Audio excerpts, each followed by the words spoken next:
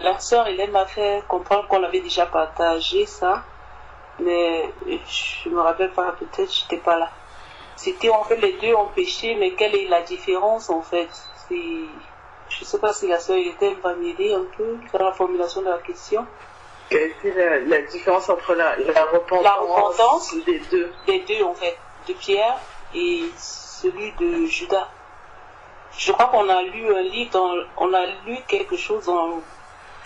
C'était Corinthiens 7, c'est ça? Je crois, ouais.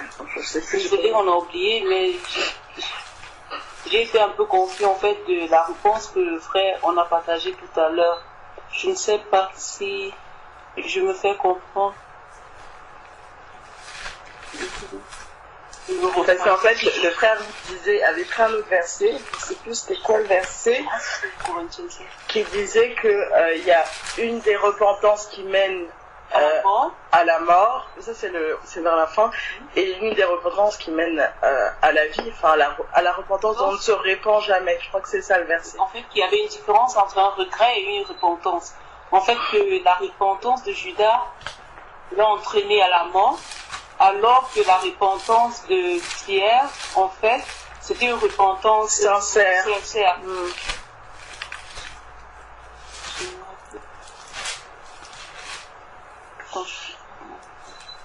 Je crois que c'était Corinthiens 7.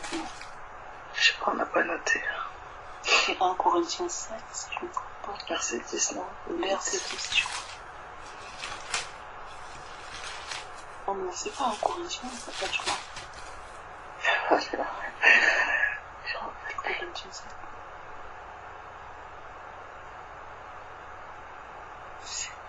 Oui, c'est ça, ce n'est pas un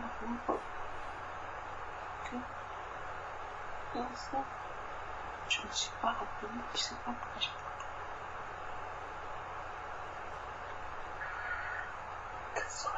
raison.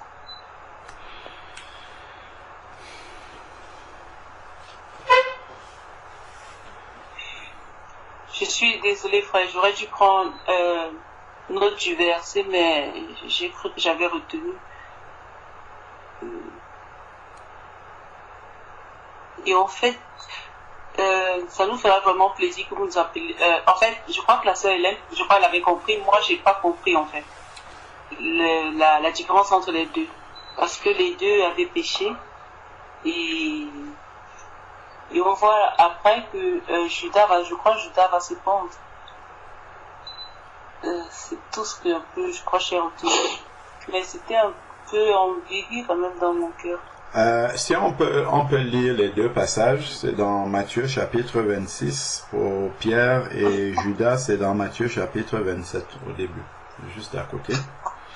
Dans le reniement de Pierre, c'est Matthieu chapitre 26 verset 69, à partir du verset 69 jusqu'au verset 75. Donc il est écrit, cependant Pierre était assis dehors, dans la cour. Une servante s'approcha de lui et dit, toi aussi, tu étais avec Jésus, le Galiléen. Alors il le nia devant tous, disant, je ne sais pas ce que tu veux dire. Comme il se dirigeait vers le porche, une autre le vit et dit à ceux qui se trouvaient là, celui-ci était avec Jésus de Nazareth. Il le nia de nouveau avec ses mains, je ne connais pas cet homme. Peu après, ceux qui étaient là s'approchèrent de Pierre, s'approchèrent et dit à Pierre, vraiment, tu es de ces gens-là, ton langage te fait reconnaître. Alors il se mit à faire des imprécations et à jurer, je ne connais pas cet homme. Aussitôt le coq chanta, et Pierre se souvint de la parole que Jésus lui avait dite, avant que le coq chante, tu me renieras 3 fois. Alors il sortit et dehors il pleura amèrement. Donc, ça c'est la repentance de Pierre. Et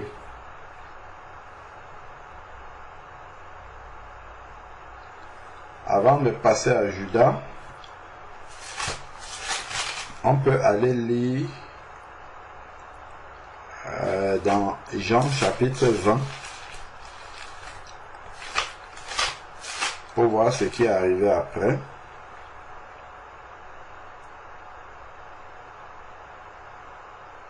Jean chapitre 20 à partir du verset 1.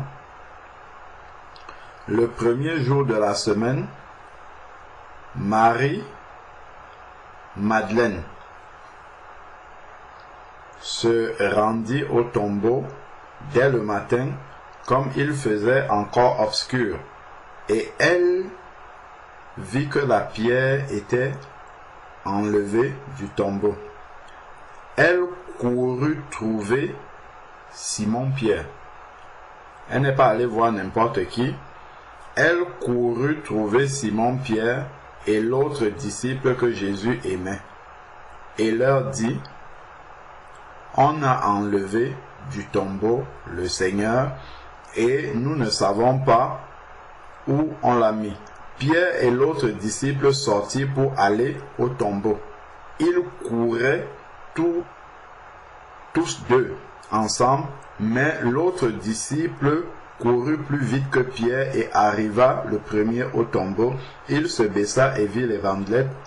Et Simon-Pierre le suivait, arriva, il entra dans le tombeau et aperçut les bandelettes. Donc on voit en fait que après avoir pleuré amèrement, Simon-Pierre est revenu.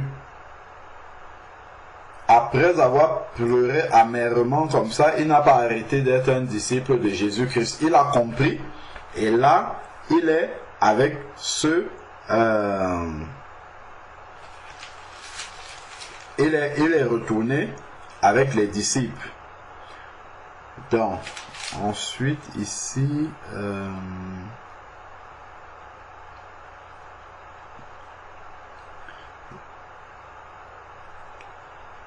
alors...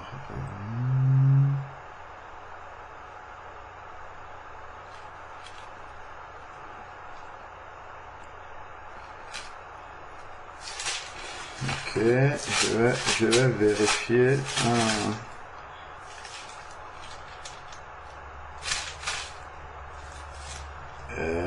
Il y a une parole.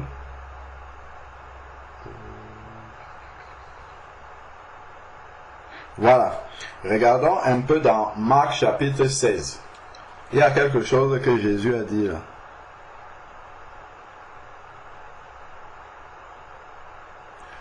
Marc chapitre 16 à partir du verset 1. Lorsque le sabbat fut passé, Marie-Madeleine, ça c'est ce que nous avons lu dans Jean 20, mais c'est raconté différemment et il y a une précision supplémentaire. Donc, lorsque le sabbat fut passé, Marie-Madeleine, Marie mère de Jacques et Salomé, achetaient des aromates afin d'aller embaumer Jésus. Le premier jour de la semaine, elle se rendit à la tombe très tôt, au lever du soleil. Elle disait entre elles: qui nous roulera la pierre de l'entrée du tombeau? Elle levait les yeux et s'aperçut que la pierre, qui était très grande, avait été roulée. Elles entrèrent dans le tombeau, virent un jeune homme assis à droite vêtu d'une robe blanche, et elle fut épouvantée. Il leur dit: ne vous épouvantez pas, vous cherchez Jésus de Nazareth, le crucifié. Il est ressuscité, il n'est pas ici. Voici l'endroit où on l'avait déposé. mais allez dire à ses disciples et à Pierre qu'il vous précède en Galilée. C'est là que vous le verrez comme il l'avait dit.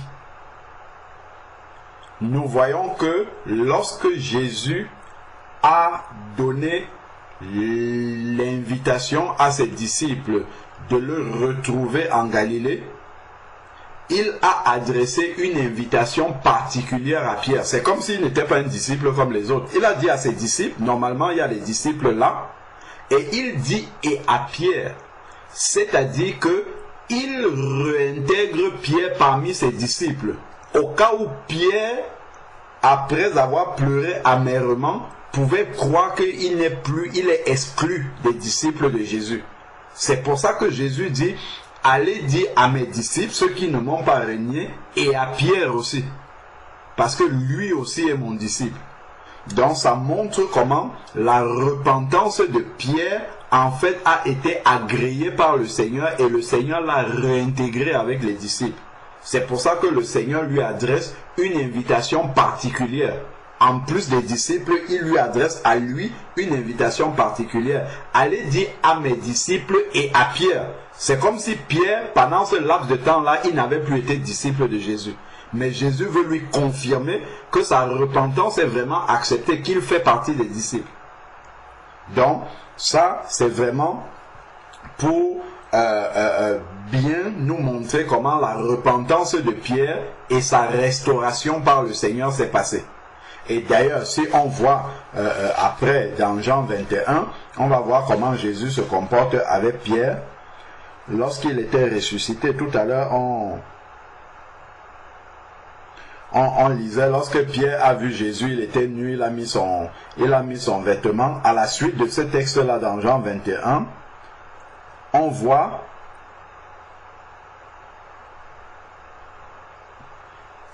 la suite au verset 9, Jean 21, verset 9. Lorsqu'il fut descendu à terre, ils virent là un brasier, du poisson posé dessus et du pain. Jésus leur dit, apportez des poissons que vous venez de prendre. Simon-Pierre monta dans la barque et tira à terre le filet plein de 153 gros poissons.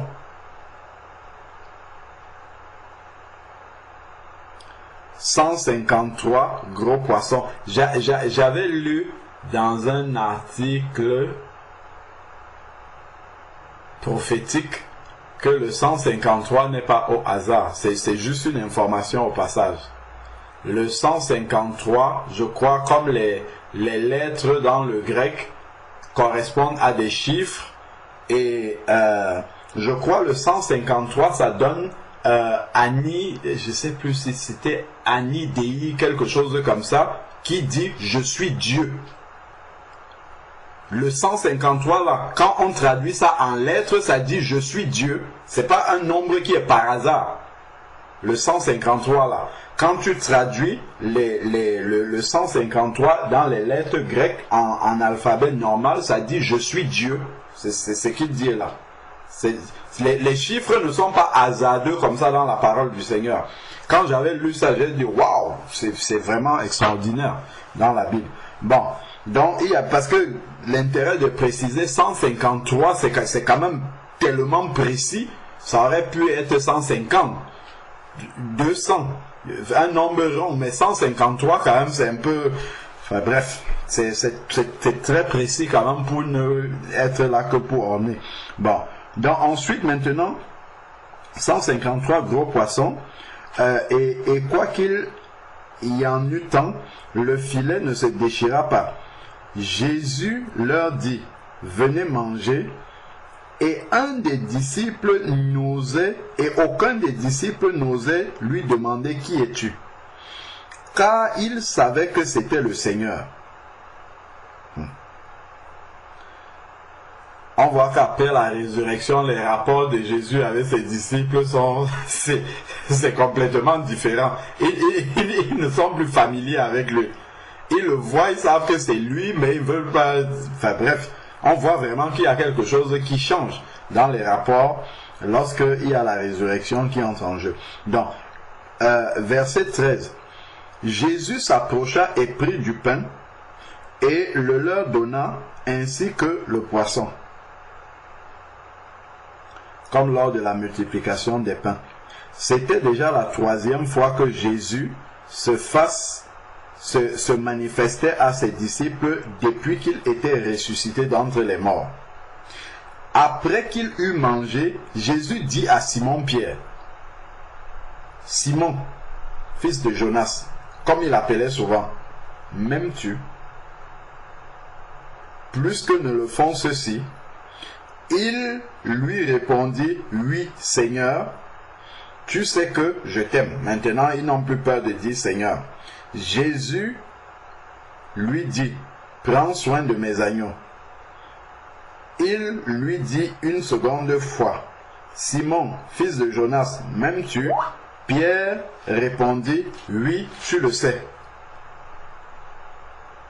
Tu sais que je t'aime. » Jésus lui dit, « Sois berger de mes brebis. » Il lui dit pour la 3e fois, « Simon, fils de Jonas, m'aimes-tu? » Pierre fut attristé de ce qu'il lui avait dit. Pour la 3e fois, m'aimes-tu? Et il répondit, « Seigneur, tu sais toutes choses, tu sais que je t'aime. » Jésus lui dit, « Prends soin de mes brebis. » Nous voyons comment, après la résurrection de Jésus, non seulement il a dit, allez dire à mes disciples et à Pierre, et là il est avec ses disciples, il parle spécialement à Pierre. Tout ça, ça s'inscrit dans la restauration de Pierre. En fait, c'est pas par hasard qu'il lui parle. C'est vrai que il lui avait dit, sur cette pierre je bâtirai mon église, mais on voit vraiment qu'il est dans un processus de restauration de Pierre. Non seulement il lui a envoyé une invitation particulière après sa résurrection, mais une fois qu'il a rejoint Pierre, il lui parle vraiment pour lui dire que tu es toujours mon disciple et le travail que je t'avais confié en disant tu es Pierre, sur cette pierre je bâtirai mon église, ce travail là tu vas le faire. Et d'ailleurs le jour de la Pentecôte dans Acte 2, c'est Pierre qui va prendre la parole pour parler. Donc on voit vraiment qu'il y a eu une vraie restauration de Pierre et le Seigneur a montré vraiment comment après que Pierre ait pleuré amèrement, c'était vraiment du fond de son cœur, on voit comment Jésus l'a restauré totalement. Revenons maintenant dans Matthieu 27 et regardons le cas de Judas. Matthieu 27 à partir du verset 3.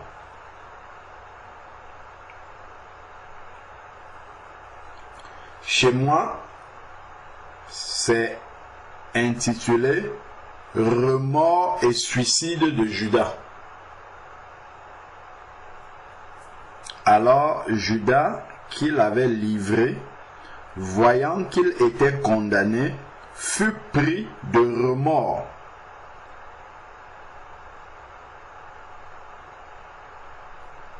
Il fut pris de remords. Excusez-moi, je vais vérifier un renvoi.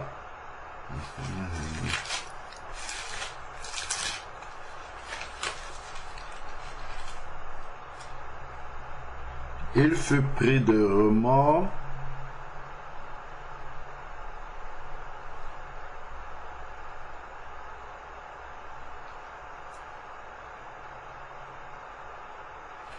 Alors, donc, il fut pris de remords et rapporta les 30 pièces d'argent aux principaux sacrificateurs et aux anciens en disant « J'ai péché » en livrant le sang innocent. Il répondit « Que nous importe? Cela te regarde. » Judas jeta les pièces d'argent dans le temple et se retira et alla se pendre. Se retira et alla se pendre. Les principaux sacrificateurs ramassaient les pièces et dirent, il n'est pas permis de remettre dans le trésor sacré, puisque c'est le prix du sang. Et après avoir délibéré, ils achetèrent avec cet argent le champ du potier pour le sépulcre des étrangers. C'est pourquoi ce champ a été appelé champ du sang jusqu'à ce jour. Alors s'accomplit la parole du prophète Jérémie. Ils ont pris les 30 pièces d'argent, la valeur de celui qui a été estimé par les fils d'Israël, et ils l'ont donné pour le champ du potier, comme le Seigneur l'avait ordonné. Donc, nous voyons ici que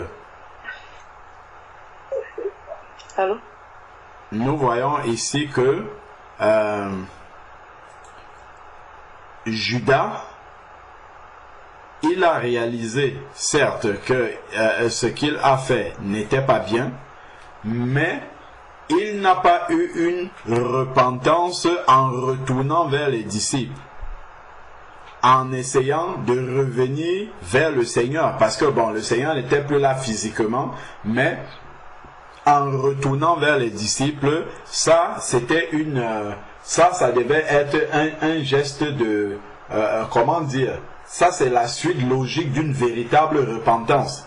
C'est de retourner vers ceux qui étaient avec lui et dire vraiment, mes frères, j'ai mal agi, après être retrouvé, restituer l'argent au sacrificateur, retourner vers les frères. Mais qu'est-ce qu'il a fait? Il est allé se pendre. Donc, dans le cœur de Judas, ce n'était pas une repentance, c'était simplement un remords. Le remords, ce n'est pas la repentance, hein. La repentance, c'est un profond. Quand on lit Pierre, on nous dit que Pierre sortit et il pleura amèrement. C'est vraiment quelque chose qui est descendu dans le profond de son cœur. Et après cela, la seule envie qu'il avait, c'était vraiment de retourner auprès des disciples et puis de continuer à servir ce maître-là. Mais Judas a gardé la culpabilité. Donc après après avoir rendu les pièces d'argent, sa conscience n'a pas arrêté de l'accuser. Il n'a pas reçu vraiment la restauration parce qu'il ne l'a pas demandé. Il n'a pas demandé cette restauration-là, il ne s'est pas approché du Seigneur d'une quelconque façon. Donc, il est resté dans la culpabilité parce que ce n'était pas une repentance. Donc, on ne peut pas parler de la repentance de Pierre et la repentance de Judas. Judas, c'était du remords. Il a eu du remords. Et pourquoi il a eu du remords? Parce qu'il a vu que Christ était condamné. Donc c'est plus ça qui l'a amené à avoir du remords. Ce n'est même pas le fait de voir l'action qu'il avait commise, mais c'est de voir les conséquences. Ce sont les conséquences qui l'ont amené à aller rendre les pièces d'argent qui lui avaient été données. Donc, entre les deux, il y a vraiment une différence. Pierre, c'est une véritable repentance et on voit la démarche de retourner vers le Seigneur et comment le Seigneur l'a réintégré. Et Pierre, Judas, ça s'est limité au remords simplement, et le remords conduit à la mort. Le remords ne conduit pas à la restauration, à la vie, mais le remords conduit à la mort. Donc, voilà vraiment la différence qui me vient à l'esprit par rapport à la démarche de Judas et de Pierre. Amen. Amen. Amen. Et pour appuyer ce que le frère était en train de dire, Jean-Baptiste a dit dans Matthieu 3 au verset 8, dans Matthieu chapitre 3, verset 8, Jean-Baptiste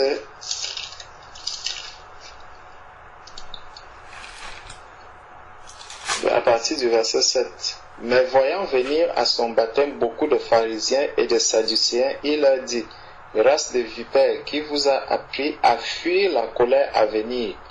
Produisez donc du fruit digne de la repentance.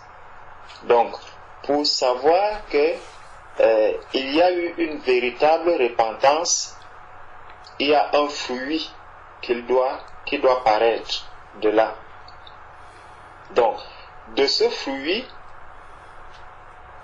de la repentance que quelqu'un a faite, on saura que cette repentance, elle a été sincère ou que c'était simplement du regret ou du remords par rapport à ce qui va en ressortir. Si on reprend un peu le Matthieu 26, dans Matthieu 26, il y a quelque chose au verset 75. Il nous est dit, et Pierre se souvint de la parole que Jésus avait dite. C'est la parole de Dieu qui vient révéler à Pierre le péché. Ça, c'est Jésus était encore physiquement avec eux et la parole de Dieu nous dit que c'est le Saint-Esprit qui nous révèle le péché. Donc, Pierre s'est souvenu de la parole de Dieu pour se repentir. Donc, c'est la parole de Dieu qui a amené Pierre à la repentance. C'est la parole qui s'est réveillée en lui. Donc, il y a eu un réveil de la parole de Dieu à l'intérieur de lui qui l'a amené maintenant à se repentir. Comme chacun de nous ici, lorsque nous avons entendu la parole de Dieu, la parole de Dieu est venue toucher notre cœur. Et notre cœur a été sensible, il a été touché. Ça nous a poussé à pleurer devant le Seigneur, à reconnaître que nous avons effectivement péché. Venons maintenant, regardons maintenant dans Jean, c'était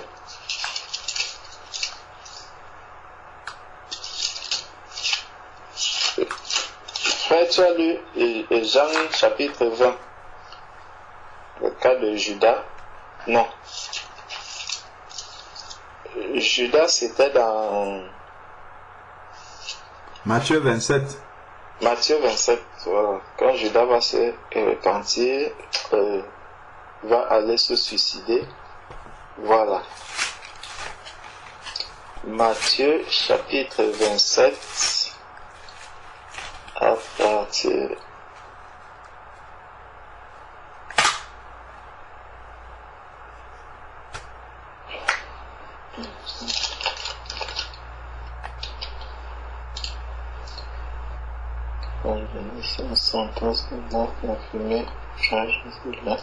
Voilà, à partir du verset 3. Voici ce que l'on nous dit concernant Judas. On a déjà vu ce qui a poussé Pierre à la repentance. C'était la parole de Dieu. Qu'est-ce qui pousse maintenant Judas au repentir? Comme il est écrit là. Alors Judas qui l'avait livré, voyant qu'il était condamné, se repentit et rapporta les 30 pièces d'argent aux principaux sacrificateurs et aux anciens.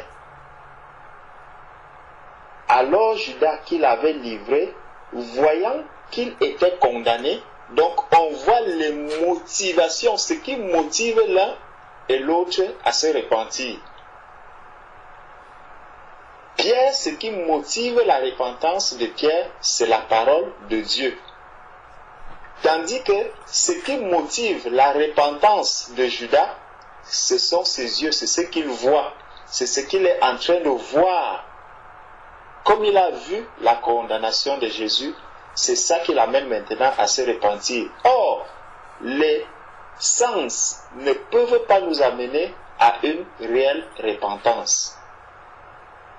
Nos sens ne peuvent pas nous conduire à une réelle repentance, mais plutôt à la perdition. Parce que lorsque nous manifestons les œuvres de la chair, parce que ça c'est une repentance par rapport à un sentiment que nous avons eu venant de notre chair.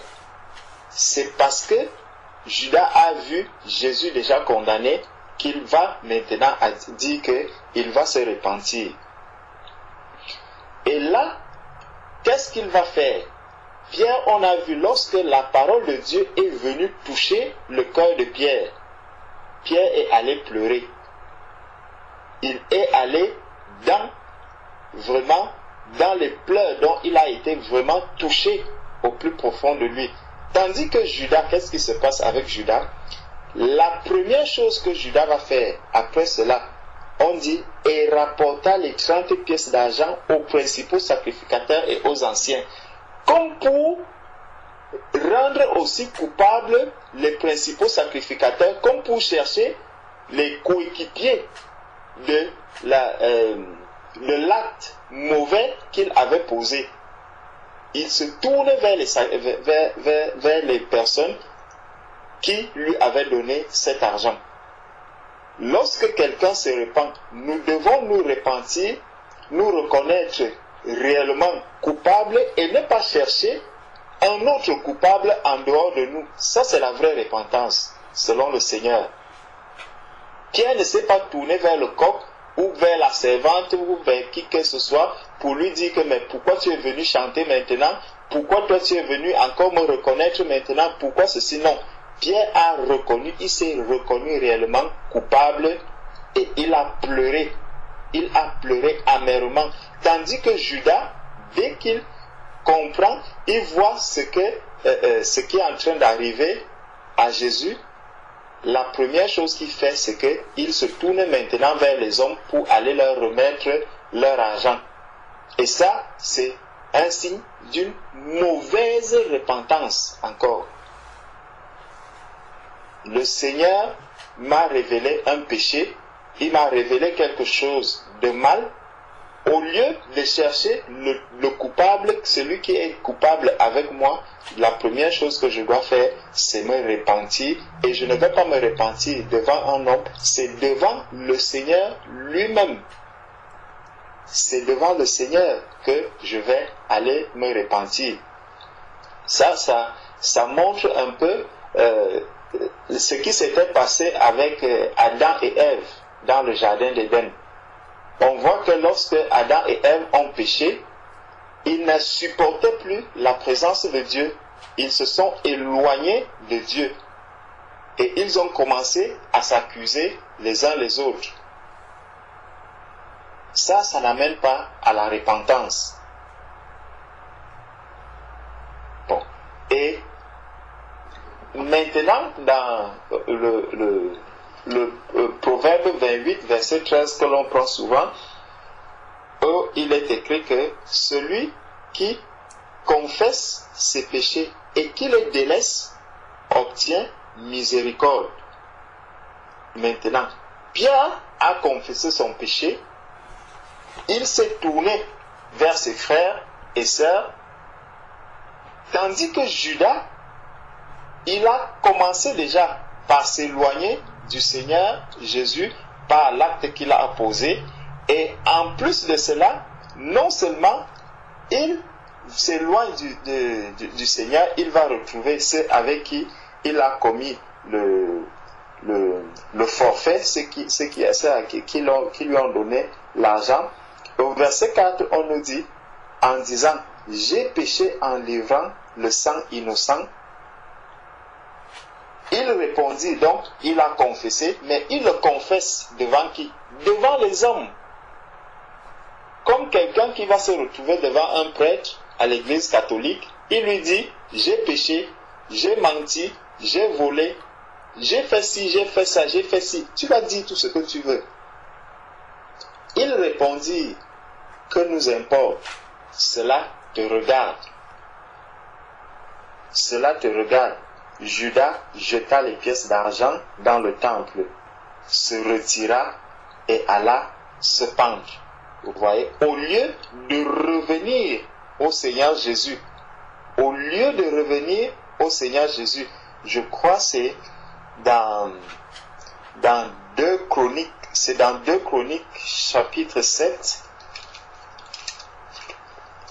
dans 2 Chroniques chapitre 7,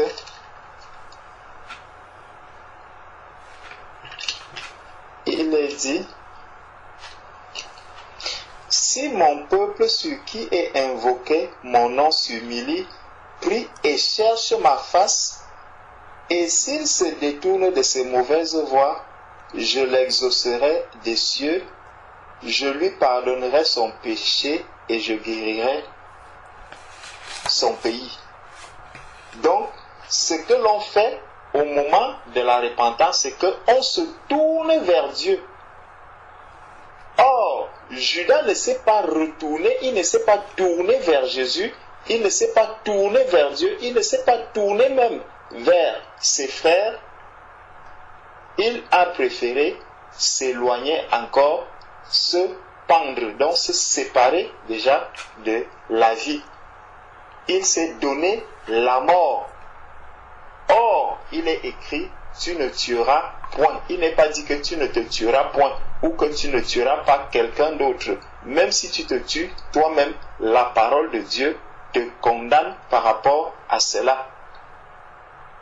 Donc, Judas a quitté la parole de Dieu depuis le début et il finit aussi loin de la parole de Dieu, dans la désobéissance à la parole de Dieu. Tu ne tueras point. Lui, il s'éloigne davantage de Dieu. Donc, on voit que quand on analyse les deux, on ne voit pas du tout le désir qu'il y a dans le cœur de Judas de revenir au Seigneur, mais de s'en éloigner davantage. Donc, sa repentance, elle a été mauvaise, totalement mauvaise. Ce n'était même pas, c'était une repentance selon la chair. Ce n'était pas une repentance selon l'esprit. Et on nous dit que, verset 6, les principaux sacrificateurs les ramassèrent et dirent: il n'est pas permis de les mettre dans le trésor sacré, puisque c'est le prix du sang. Et après avoir délibéré, ils achetèrent avec cet argent le champ du potier pour la sépulture des étrangers. Donc, la repentance que Pierre a fait, et on voit dans Jean 20 justement comment est-ce que, puisque son désir, lui, il a senti sa misère, il a reconnu sa misère et il a compris qu'il ne peut pas être ailleurs qu'auprès de son maître. Il est revenu attendre son maître et on voit comment Jésus, quand Jésus a vu dans quel état Pierre se trouvait à la résurrection, le Seigneur demande qu'on aille appeler aussi Pierre pour qu'il le rejoigne, parce que le Seigneur ne l'a pas rejeté. Le Seigneur, en tant que Père, ne rejette pas ses enfants, mais appelle ses enfants à venir à lui, de sorte que si quelqu'un a péché, qu'il revienne au Père et que le Père le restaure totalement. Le Père attend, ne veut pas la mort de celui qui a péché, mais il voudrait que le pécheur se répande et qu'il revienne à lui. Ça, c'est la volonté de Dieu. On voit donc, dans ces deux-là, il y a d'un côté un remords, un regret, une repentance charnelle, et de l'autre, une véritable repentance qui réjouit le cœur du Seigneur. Et c'est celui qui s'est repenti selon Dieu qui a trouvé grâce aux yeux du Seigneur. Amen. Amen. Amen. Ensemble avec Jésus, quand les disciples demandent que nous qui avons tout laissé pour te suivre, et je ne sais pas si je me trompe, hein, mais il a dit ils seront juges en fait, parce que c'était 12 disciples au début. Est-ce qu'il sera toujours compté ou bien, bon, c'est seulement le Seigneur qui connaît la réponse à ça? Amen.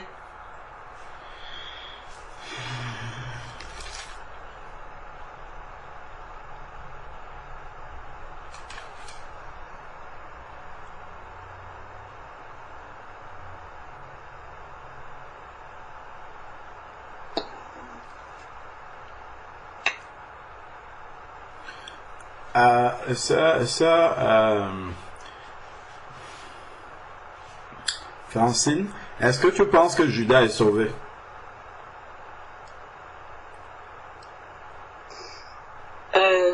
Moi, je penserais non. Pourquoi? Parce qu'il s'est tué. Voilà. Et c'est écrit que les meurtriers n'hériteront pas du royaume des cieux. Ah, ouais. Voilà. Bon, comment est-ce qu'il va donc s'asseoir pour juger depuis l'enfer?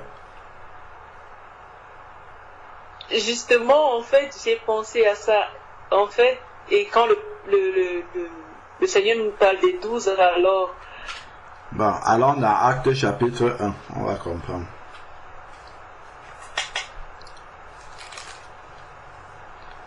Actes chapitre 1, à partir du verset 15.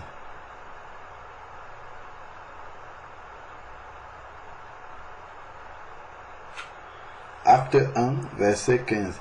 En ce jour-là, Pierre se leva au milieu des frères. Le nombre de personnes réunies était d'environ 120. Et il dit, frères, il fallait que s'accomplisse l'écriture dans laquelle le Saint-Esprit par la bouche de David a parlé d'avance de Judas, devenu le guide de ceux qui se sont saisis de Jésus. Il était compté parmi nous,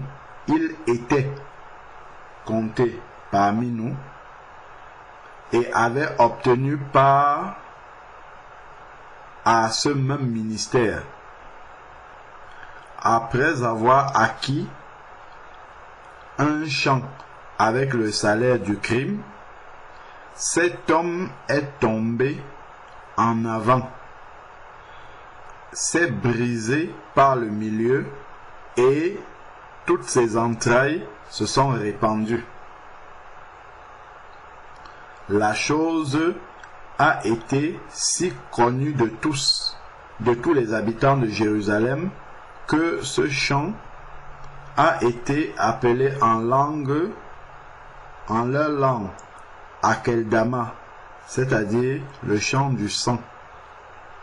Or, il est écrit dans le livre des psaumes que ta demeure devienne déserte, que personne ne l'habite, qu'un autre prenne sa charge.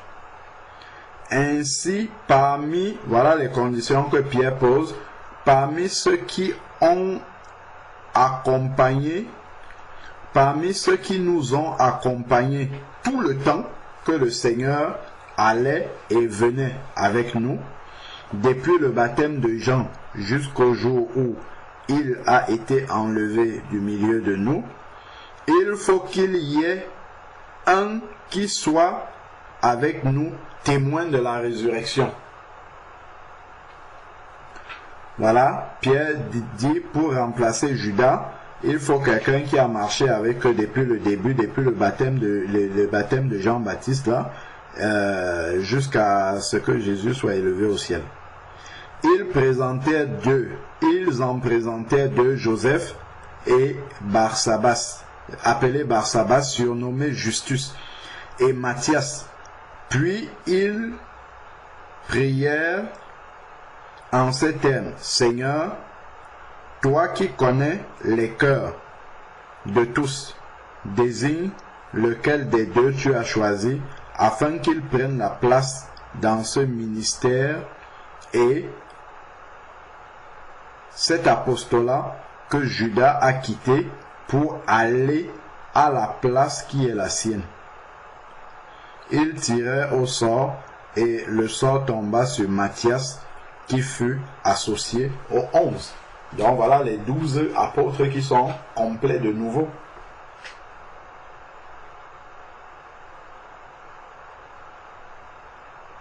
Amen. Amen. Amen.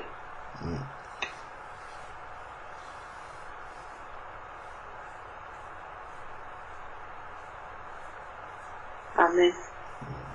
Amen, amen. Gloire à Dieu. Amen.